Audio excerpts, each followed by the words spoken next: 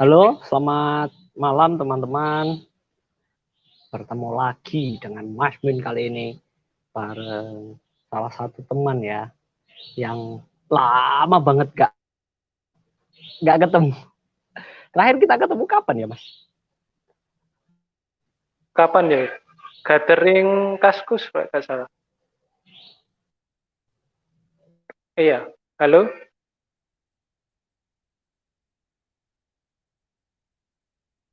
Koneksi. Halo, cek cek. Cek. Terakhir kita ketemu kapan ya? Gathering Kaskus yang ada itu loh, yang ke Tahun apa? 2000. Tembelang ya, 2010 lah. Enggak sih. 2010 Aku ya. kerja itu enggak. 2013. Sekitar tahun segituan. Gimana ceritanya Anda yang software developer pindah jadi sales marketing truk? Waduh. Ya senamanya hidup ya, dijalanin aja, Mas. Ceritanya kan dulu emang sih bergerak dalam bidang ini ya, kerjaannya di software developer, bikin software, kemudian pindah ke sebuah perusahaan farmasi waktu itu. Perusahaan farmasi, Oh, sempat ke ya sempat pindah sih. Terus ya keterusan sales akhirnya sampai sekarang. Di farmasi itu di mana Samen dulu? Di Malang, perusahaan alat Oh, di kesehatan. Malang juga ya. Saya kok tidak tahu sama sekali ya. Itu sudah 2010, 2012, 2015, wes udah 2 tahunan lah nggak 2015. ketemu ini ya. Mm, Jadi ya mm, mm, waktu mm, gathering Kaskus itu kan masih di ini tuh apa yang masih di software developer itu masih sering ketemu. Jadi ya mm. 2015 banting setir Jadi ke dunia salesan. iya, jadi teman-teman dulu ini saya ketemu dengan Mas Fafa ini. Panggilannya itu Mas Fafa. Nggak tahu Ada yang kalau panggil di real Mas Udin life-nya dia juga. sekarang dia dipanggil apa? Wow, Mas Udin. Mas Udin. Jadi saya ceritanya ini ketemu sama Mas Fafa ini apa ya dalam satu forum online gitulah. Kalau dulu itu zaman-zaman Kaskus gitu. Jadi Kaskus regional itu sempat rame banget dan kita sering ngejang, sering sering ngobrol yang nggak jelas di situ ya. Bahkan curhat-curhat juga ya. Kejar pos juga. Iya. Oh Cuman kan iya. ada sisi positifnya gitu. Maksudnya nggak ngepost yang nggak bermanfaat. Kita juga ngelakuin gathering buat bantu orang kayak gitu. Iya, iya. Jadi kalau kalau di online forum itu Mas Fafa ini terkenal cerewet banget dulu. Jadi Oh iya, dia sampai ngejang sekarang itu, coba. oh sampai sekarang ya Mas. Iya. Kalau di online itu ngetiknya itu cepet banget gitu. Jadi keyboard warrior kalau sekarang kan keyboard warrior itu kan baru-baru aja ada perekrutan khusus ya. Seumpama dulu itu ada perekrutan keyboard warrior, kita kayaknya udah jadi pekerjaan utama ya Ya dulu. udah juara itu. Udah juara. Ya, kita nggak akan bahas teman-teman tentang memori masa lalu kami dalam pertemanan kami, tapi hari ini kami coba membuat sesuatu yang bermanfaat lah tentang apa ya industri transportasi ya, tentang sales atau profesinya Mas Fafa ini kan sekarang jadi sales and marketing truk ya. Iya, Gimana itu sales Mas konsultan. ceritanya? Konsultan ya. Ya itu sih konsultan. Awalnya sih yaitu dari software developer, kemudian pindah ke sales. Waktu itu sih alat kesehatan ya di sebuah perusahaan di Malang. Kemudian kok enak ya ternyata jadi sales gitu loh. Nggak melulu di kantor. kemudian pindah ke nyari tantangan di ya nemu inilah perusahaan di Astra Auditor ini.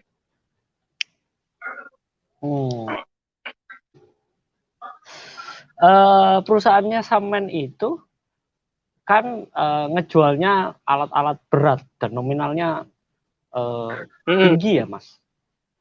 Iya benar. Samen sebagai marketing ya. Ini ya gimana?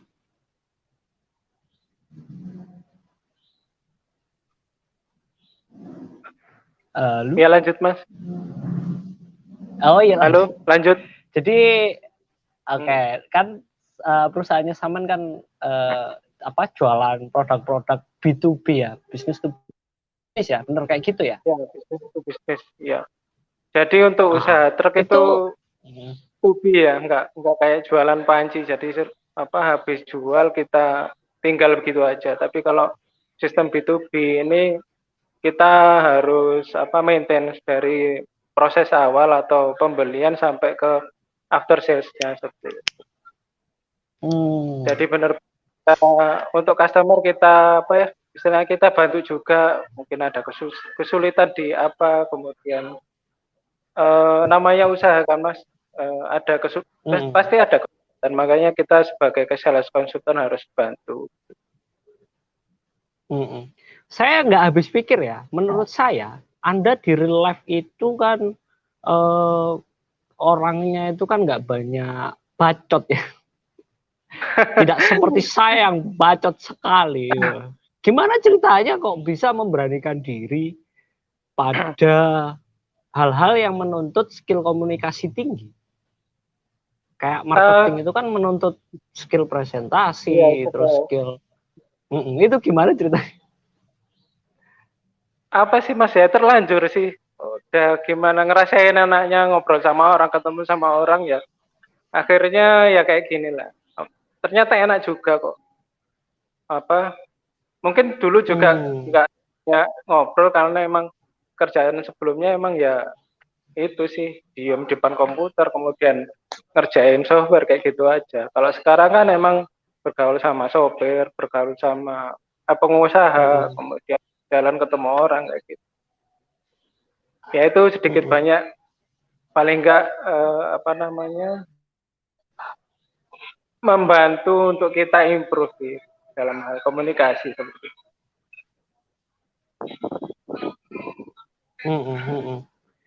Samen nggak tersiksa gitu Mas, sebagai sosok yang menurut saya a psychological student, sebagai mahasiswa atau orang yang lulus dari psikologi ya.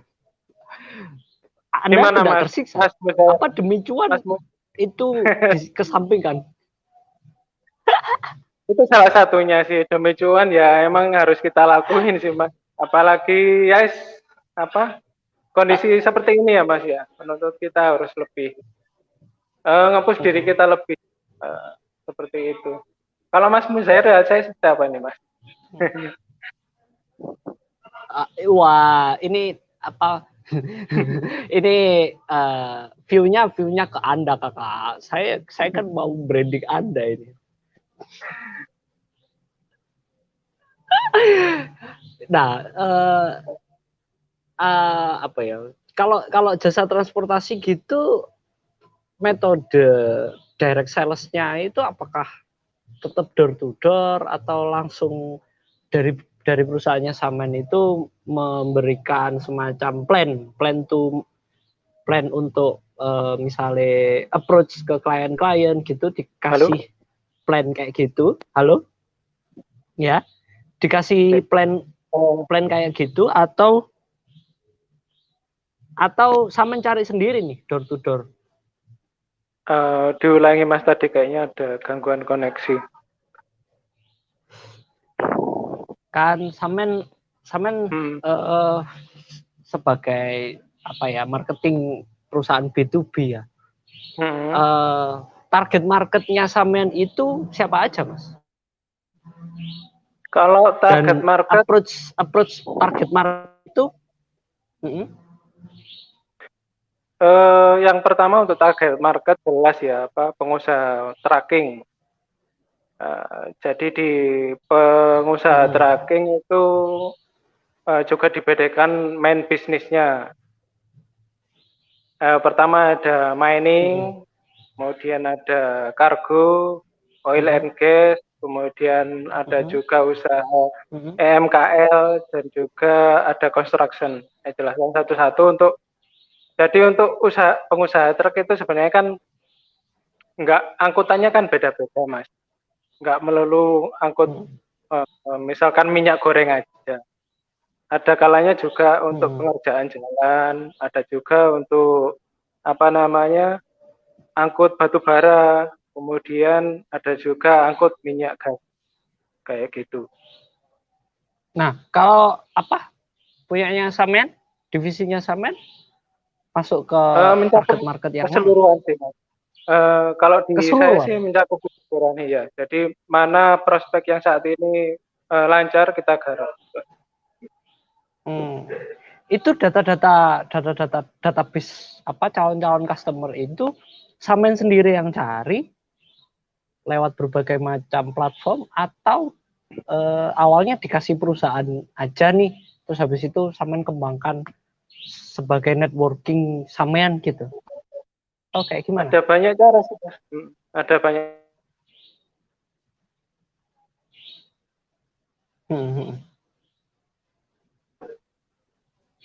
Udah jelas. Pertama networking tadi, kemudian ada dari data perusahaan juga ada, kemudian via medsos juga ada kadang. Jadi orang tanya kita dari postingan Facebook segala macam kayak gitu. Itu niche-nya kan otomatis sangat spesifik ya, Mas ya. Niche dari target market itu. Bagaimana terus kemudian Samen ya ngomong. Monggo dulu. Ngomong Kakak. Ya kembali lagi ke yang tadi sih, Mas, kan ada beberapa segmen bisnis dari pengusaha truk. Maksudnya niche tadi apa? niche market itu loh. Niche market itu seberapa Samean memaintain mereka gitu. Sementara kan sangat unik gitu niche marketnya Samean gitu. Maintenance ya. Untuk maintenance sih selama pelayanan kita bagus, after sales, kemudian service pun gimana lah beli ke kamu, kemudian rusak itu gimana gitu loh. Harus bertanggung jawabnya seperti apa ke dealer ya. Itu sih yang perlu kita tekankan.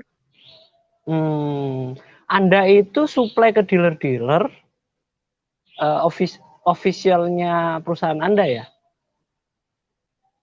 Maksudnya gimana tuh? Kan mungkin tiap kota, kalau di Jawa Timur UD Truck ada collection point-nya. Anda yang di collection point-nya atau kayak gimana, Mas? Misalkan sepeda motor nih di Jawa Timur itu ada collection point-nya, main dealer lah, perwakilan Jawa Timur misalkan. Terus Anda yang bagian nge-approach ke masing-masing dealer, atau memang bebas gitu aja, siapapun boleh masuk menjadi customernya sampean? Kalau sepeda motor kayaknya beda ya sama penjualan truk. Jadi kalau di saya ini memang pure dari dealernya langsung. Jadi saya sebagai sales konsultannya dealer gitu. Kalau misalkan ada kebutuhan dari customer, misalkan bergerak dalam bidang kargo, kebutuhan untuk kargo ini apa aja sih? Jadi selama itu sih kita support gitu. Beda dengan yang main tadi. Kargo kan banyak beda. Kita arahkan kemana. Kemudian untuk angkutannya kan beda.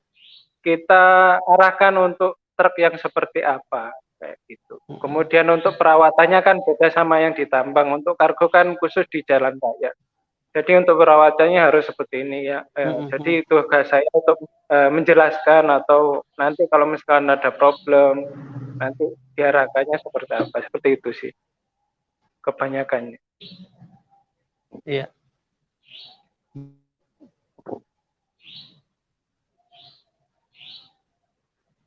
Iya. Nasinya mantap. Kayaknya koreksiku ini.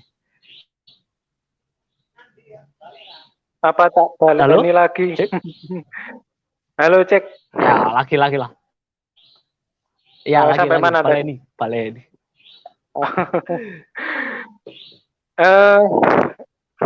Jadi kan apa namanya Mas, untuk tipe customer kan beda ya, untuk tipe yang tambang misalkan sama untuk yang kargo. Untuk tambang kan perawatannya truknya seperti apa, kemudian untuk kargo yang jalan di jalan raya kan untuk tipenya kan jelas beda. Itu kita arahkan sesuai dengan kebutuhan mereka, sesuai dengan kebutuhan customer itu. Kemudian untuk perawatan truknya jelas beda. Untuk ditambang misalkan harus ekstra untuk perawatan, misalkan di kaki-kakinya. Untuk di kargo misalkan kita ingatkan untuk kilometer. Jadi per kilometer berapa kita nanti ingatkan untuk servis. Soalnya kan kalau kargo kan sering lebih jarak tempuhnya lebih jauh daripada yang berjalan di tambang ya Mas, seperti itu. Iya, iya. Tantangan di industri B2B ya Mas, sebagai salah satu ujung tombak perusahaan ya. Tadi kan sempat saya ngasih tema tentang bagaimana menyikapi, apalagi dalam era hari ini ya Mas, di industri B2B semua orang sedang lesu kan hari ini. Sebagai industri pun, industri sedang seorang sakit. Nah, kalau sampean sendiri menanggulangi hal-hal, atau mungkin perusahaannya sampean lah menanggulangi kesulitan dalam era kali ini, era kenormalan kali ini kayak gimana Mas? Banyak cara sih Mas. Di perusahaan lain saya kira juga memiliki apa namanya trik-trik sendiri untuk menanggulangi ini. Gitu.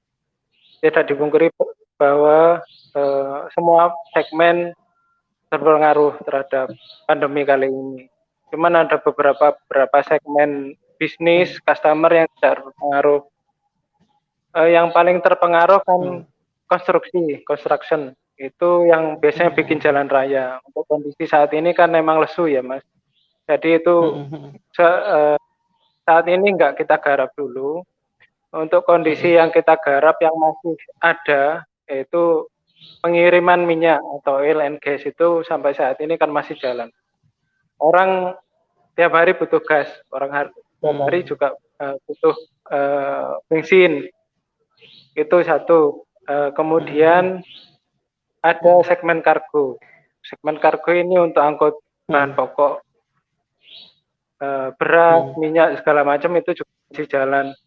Kemudian ada segmen EMKL atau kargo yang trailer itu yang kalau lihat di jalan yang truknya panjang banget, pakai trailer itu juga masih jalan.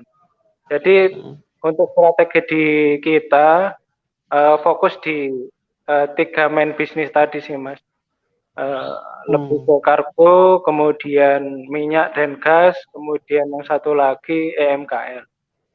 Jadi untuk segmen tambang yang saat ini juga belum bergairah sama dengan yang apa namanya construction, sementara kita hold dulu. Itu satu untuk solusi ya. Terus? Monggo dilanjut.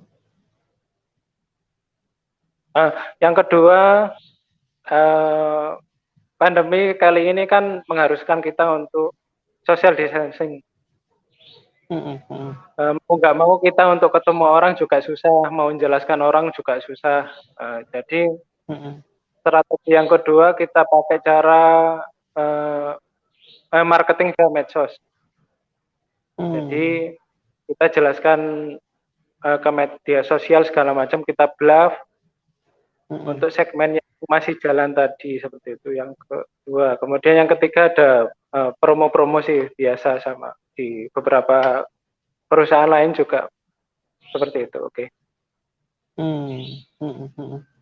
Sampean ini regional sales atau nasional sales? B2B regional? Kalau saya di regional sih Mas, di Indonesia Timur keseluruhan.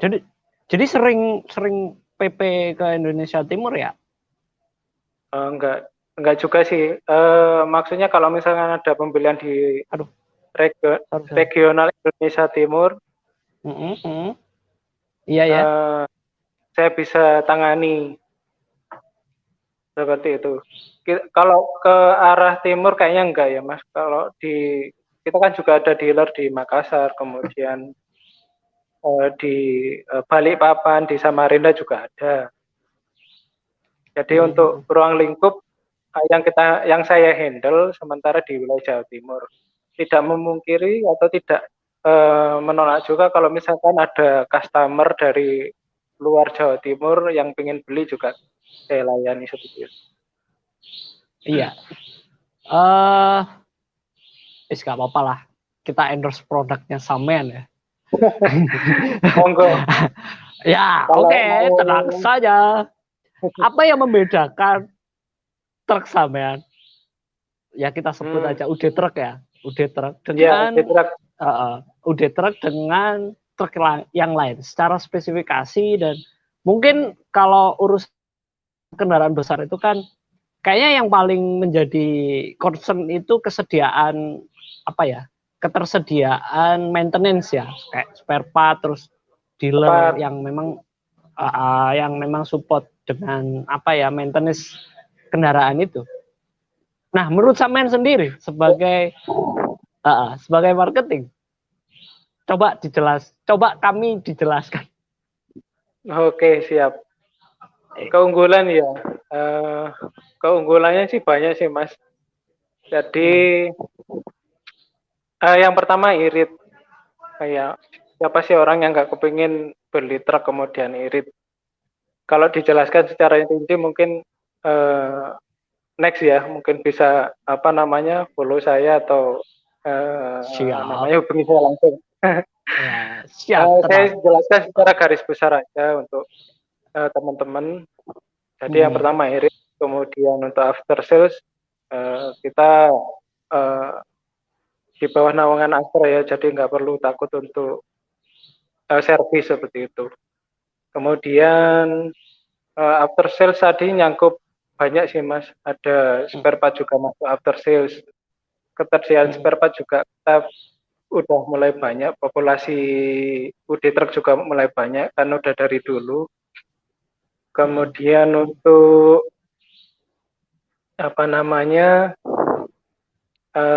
masuk after sales juga service. Untuk service kita ada kontrak service juga setelah 1 atau 2 tahun. Kan tahun pertama kita free service. Jadi itu seperti itu. Jadi nanti setelah free service habis kita ada kontrak service. Untuk after sales lagi kita ada fitur juga.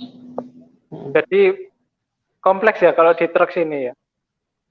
Jadi di truk kan harapannya untuk customer itu nggak mudah kecurian. Jadi kita ada untuk seperti GPS, jadi bisa dilihat di handphone. Kemudian bisa tracking untuk perjalanan driver, posisi driver di mana. Kemudian ada juga untuk data konsumsi bahan bakar per unit, kita bisa lihat, jadi bisa untuk evaluasi dari konsumsi bahan bakar.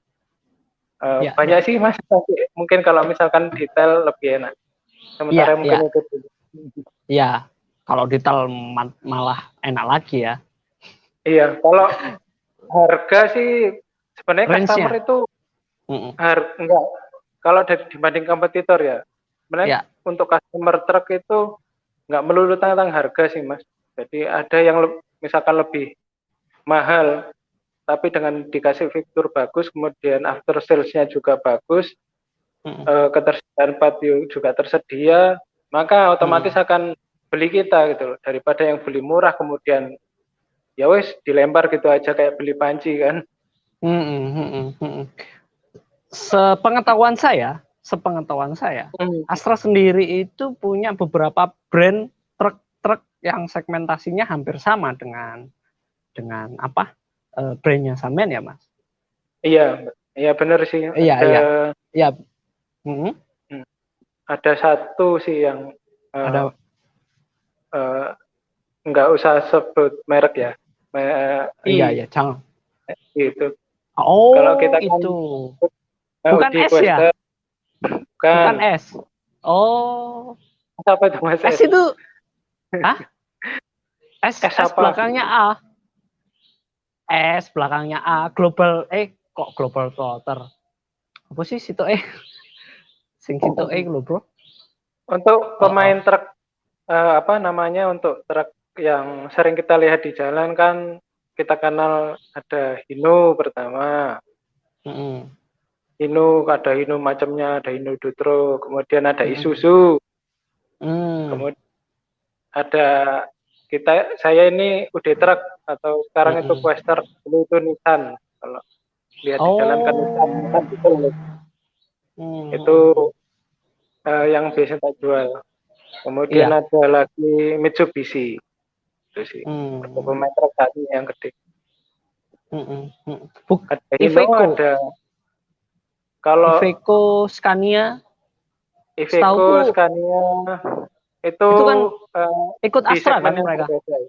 Oh, segmennya beda ya? Bukan ikut kita juga. Oh, bukan. Ya wes, ya seperti itu.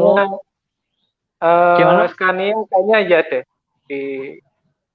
oh iya ada ya di Scania juga. Iya Scania ya. Kan segmen yang agak premium di mereka.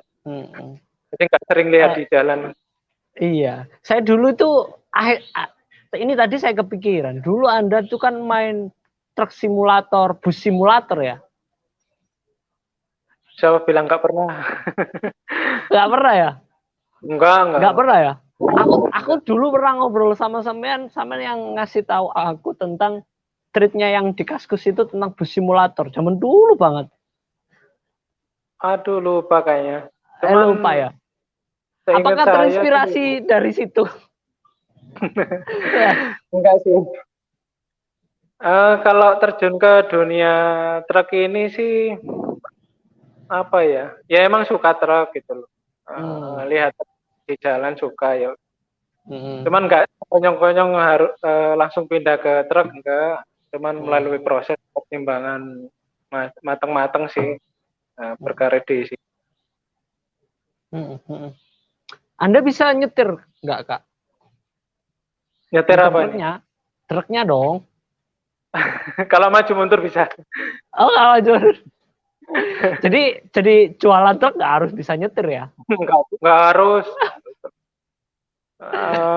Banyak kok kayak gitu. Jualan panci juga nggak harus bisa masak. Bisa jual panci. Jadi kalau Mas Fafa ini memang orangnya itu terkenal humble ya. Jadi ngomong-ngomong dia juga masih jomblo.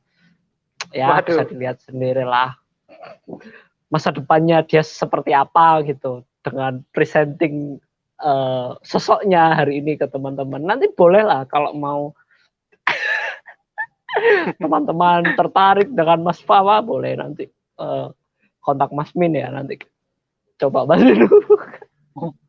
Mas Minnya nyambi jadi biro jodoh ini hari ini. Iya. Buat konten Mas, demi konten. Ya wes, kayak Mas. Gitu. Malunya. Gimana? Bisa dilanjutkan. Tidak konteks sekali. Tidak kontekstual sekali. Ya wes, kayak gitulah intinya teman-teman. Sebetulnya niat saya ini pengen menggali lebih dalam gitu tentang profesi sales dan konsultan perusahaan di bidang penjualan karena selama ini kan ada semacam stereotip gitu Mas, bahwa profesi sales itu profesi yang apa ya, dalam tanda kutip ya, tidak seberapa diminati gitu. Nah, saran sampean lah sebagai pelaku industri sales yang nyun sewu, menurut saya sales B2B itu tantangannya lebih gede daripada sales door to door ya, karena jualannya itu karena Tiap jualan hari dikomplaini juga sih. Itu karena resikonya B2B ya. iya, makanya karena scaling apa ya, scaling dan ruang lingkupnya kan memang sangat besar banget dan tanggung jawabnya sistemik gitu ya, mulai dari awal approach sampai after sales bahkan gitu. Bisa satu customer itu bisa sampai bertahun-tahun ya Mas untuk kontrak after salesnya itu ya. Iya, bahkan untuk sekedar mikir untuk beli itu butuh waktu, Mas. Saya ada customer pertama kali datang dari Januari kalau nggak salah. Oh, November 2018. Baru kemarin beli juga ada. Jadi butuh waktu setahun baru memutuskan untuk beli. Nah, ini kan kompleks gitu Mas. Maksud saya, ya kompleks. Saya pengen sampean menjelaskan lah bidang seberapa pentingnya sih sales atau marketing konsultan bagi perusahaan gitu. Menurut sudut pandangnya sampean. Sangat penting sih Mas untuk sales konsultan apalagi. Soalnya kan kalau nggak ada sales juga jualan dari mana gitu. Apakah kita lempar ke produk ke pasar juga kalau nggak ada yang jelaskan, kalau nggak ada yang mengarahkan, kalau nggak ada yang bantu maintenance, kalau nggak ada yang bantu macam-macam juga orang malas untuk beli. Saya kasih contoh apa ya yang real ya. Mungkin nanti aja deh. Nanti aja. masih belum kepikiran untuk contoh yang realnya. Iya. Ya maksud saya ini kan gimana saran sampean itu untuk mendobrak stereotip dari teman-teman terutama stereotip fresh graduate terutama lah. Saran sampean gimana menurut sampean? Oh iya, ini saya sering lihat ya di kolom komentar Facebook apalagi kemudian sekarang ada orang ngepost dibutuhkan sales segala macam, terus ada komen nggak enak.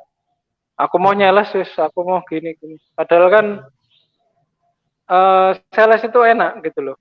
Kita jam kerja juga bebas. Contohnya saya sampai jam 8 aja belum pulang kayak gitu. Iya. Itu bukan bebas tapi overtime Kak. Overtime ya, bukan bebas.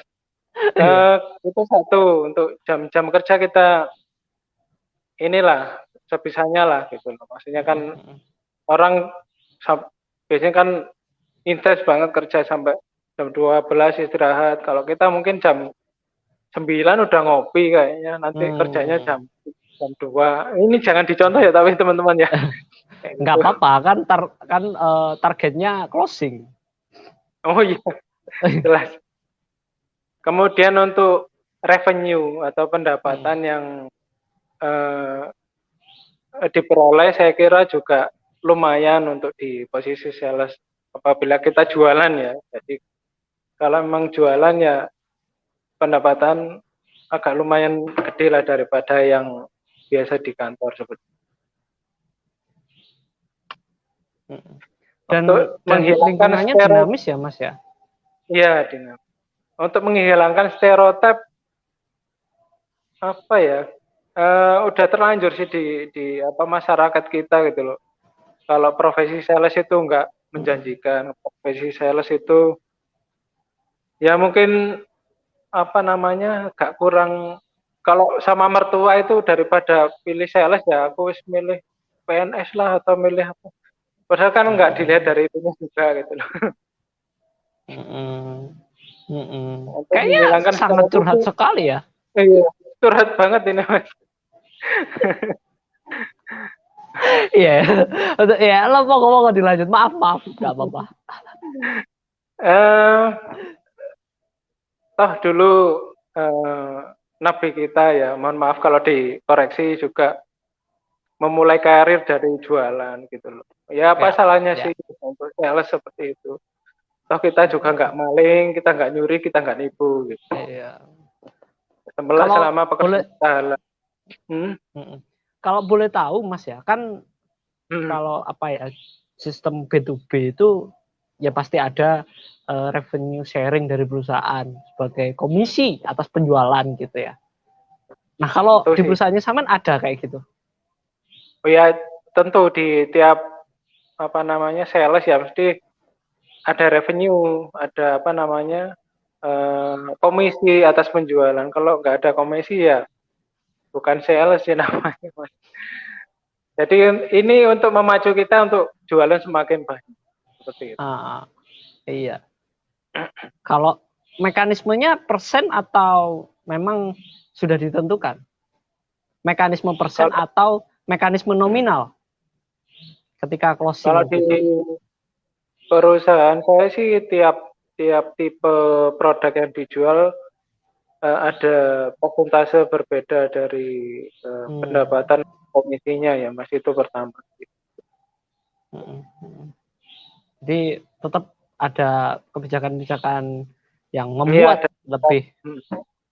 lebih kaya ya. Kira-kira Mas, kalau B2B-nya sampean antara gaji pokok dengan komisi besaran mana? Jelas lebih besar komisi ya kalau jualan ya. Tapi Apalagi masalahnya jualannya satu, banyak. wah, kalau sebulan itu selalu jualan atau enggak? Tergantung kita juga sih untuk sales ya. Kalau saya alhamdulillah ya masih dikasih jualan, jadi sampai saat ini masih bertahan seperti itu. Iya ya. Jadi ya teman-teman bisa membayangkan ya Mas Fafa yang sediam ini orangnya jadi marketing. Anda kalau kebanyakan bacot dan nggak mau jadi marketing berarti memang niat Anda untuk kerja aja yang membuat Anda terus miskin. Iya.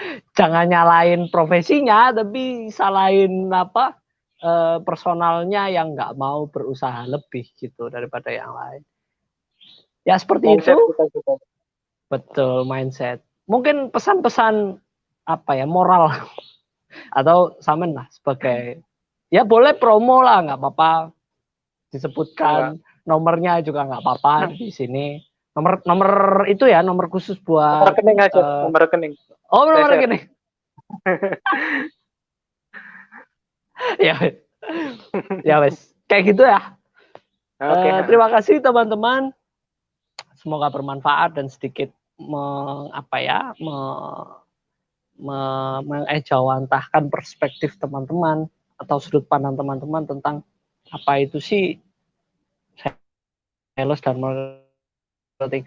Karena saya Mas ya itu sering banget memberikan ruang bagi teman-teman marketing ini untuk apa ya mencurahkan